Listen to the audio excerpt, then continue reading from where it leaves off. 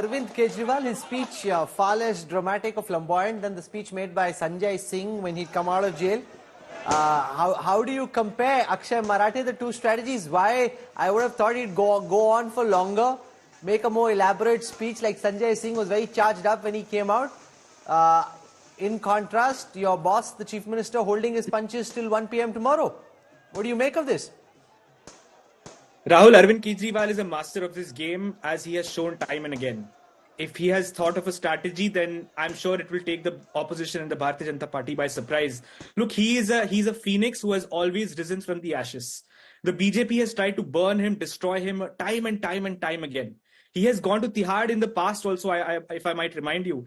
10 years ago, he had been sent to Tihar over a petty case. And he had come out like this and fought the 2015 election against the BJP strongly and got 67 out of 70 seats.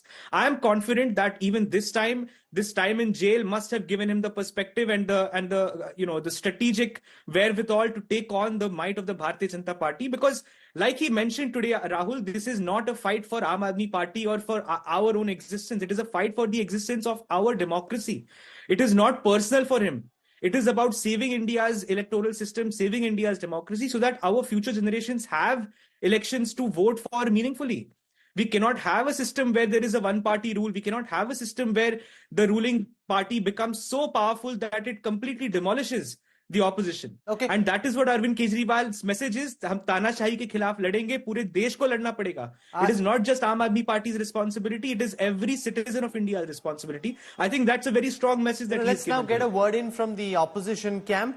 We've got Raghav Awasthi of the BJP joining us. Raghav, the ED put up a very firm case explaining why this could become a precedent for other leaders who were in jail, why he shouldn't be given bail, how an additional case was being filed against him, more explosive details in that. Despite all of that, the Supreme Court has given Kejriwal bail. From a political point of view, the legal battle will fight itself.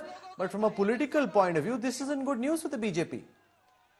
So I think we have to be very clear about one thing. As of now, I think in the last Lok Sabha, had it not been for this one by-poll that the Aam Aadmi Party won, they had exactly 0 seats. So from the point of view of Lok Sabha elections, which is what are being contested at the moment, the Aam Aadmi Party is not really that important. They can't also be compared to a party that has 303 seats in the outgoing Lok Sabha. So that is one political aspect of it. The other political aspect of it is this, yes, I mean, I really do feel that there is no consistent jurisprudence in this regard that has been laid down till now. There are many political leaders who had in the past applied for bail under similar circumstances, but their bail applications have been denied. I think one example that comes to mind, I think, is Jagan Mohan Reddy, who had taken similar grounds. Then there is, of course, the aspect of what the court has in fact said. If we actually go through the conditions of the order, then Mr. Kejriwal doesn't come across in such flattering light.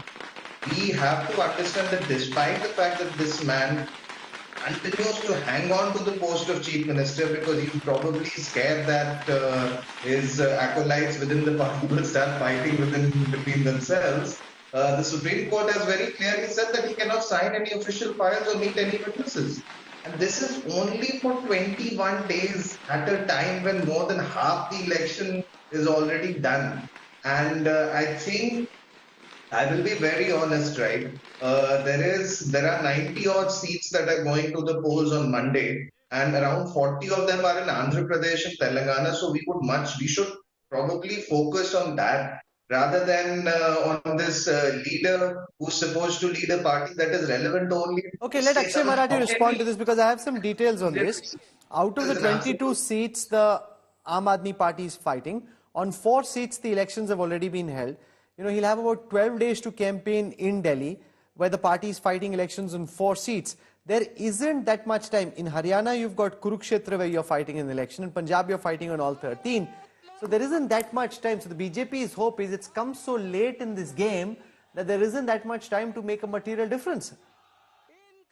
First of all, Rahul, I think the arrest of Arvind Kejriwal itself had given a huge fillip to the opposition parties because it gave a very uniting message. All opposition parties actually rallied in support of Arvind Kejriwal, and that actually must have set off alarm bells in the Bharatiya Janata Party that this opposition alliance has suddenly come together and started to speak in the same voice.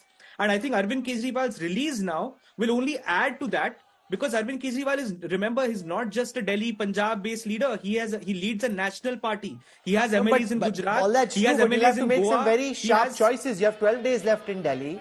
Does he go outside, campaign for the India Alliance in a state like Uttar Pradesh? Does he conserve his time? That's the point that Raghav is making. Okay, so you got lucky, you got bail, but there isn't that much time left. You don't have too much ammunition which you can spray around. You have to concentrate it and take some very key decisions on where you wish to campaign and where you wish to spend your time.